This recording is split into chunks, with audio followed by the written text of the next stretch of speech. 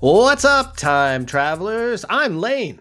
And I'm time traveling Dave, back with Touring History X, Y, and Z, where we find three events from one date that hit completely different, depending on your generational trauma. Quick shout out to Hi-Ho Cheeseburgers. While we're diving into history, they're making it with 100% grass-fed Wagyu from New Zealand's First Light Farms, sustainably raised, antibiotic-free, and packed with those heart-healthy omega-3s. Check them out at hiho.la. Yes, and I'm antibiotic free. July 10th, Lane. I've been looking at this date, and it's like a masterclass in how technology changes everything and how each generation processes that change. Yeah, and the birthday crew includes the mad genius himself, Nikola Tesla, born 1856. Yes, he's not a car, he's the real deal. And Jessica Simpson at 45, proving that being underestimated can be a business strategy. Sort of like me. Folk legend Arlo Guthrie at 78, carrying on the family tradition of making authority figures uncomfortable. Yes, we need more of those, Lane. And Yes, we cricket do. legend Sunil Gavaskar at 76, and education pioneer Mary McLeod Bethune, born 1875. Well, that's a nice birthday crowd for July 10th. Let's move on to our historical events. Starting with July 10th, 1940, the Battle of Britain kicks off as the Luftwaffe launches its aerial campaign over southern England. That's right, air raid sirens abounded at that date.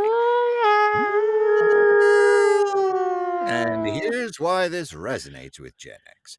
You're the generation that grew up during the Cold War's final act, watching the last ideological air battle play out in real time.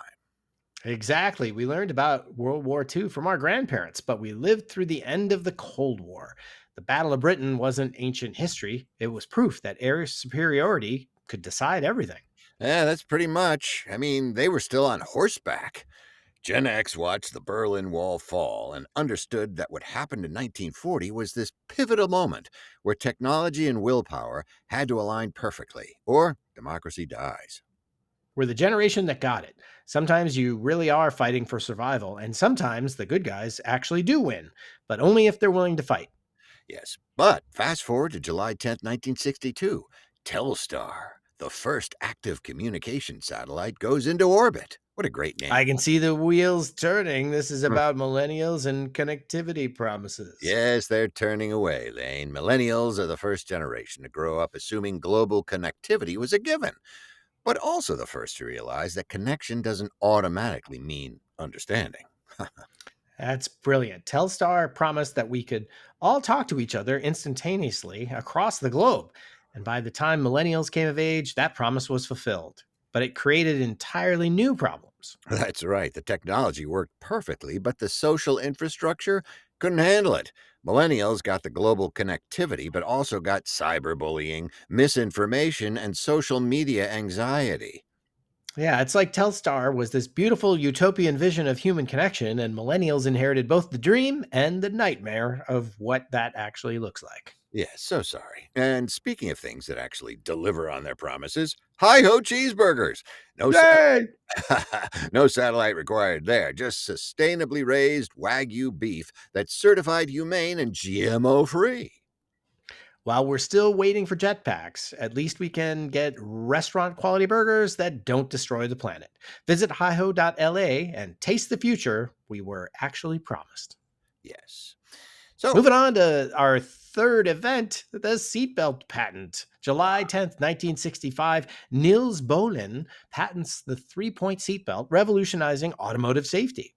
yeah, guess which car that was in, Lane? Was it an Oldsmobile? No, sorry. Oh. A Volvo. And this is Oh, Gen Z in a completely different way that previous generations. how so?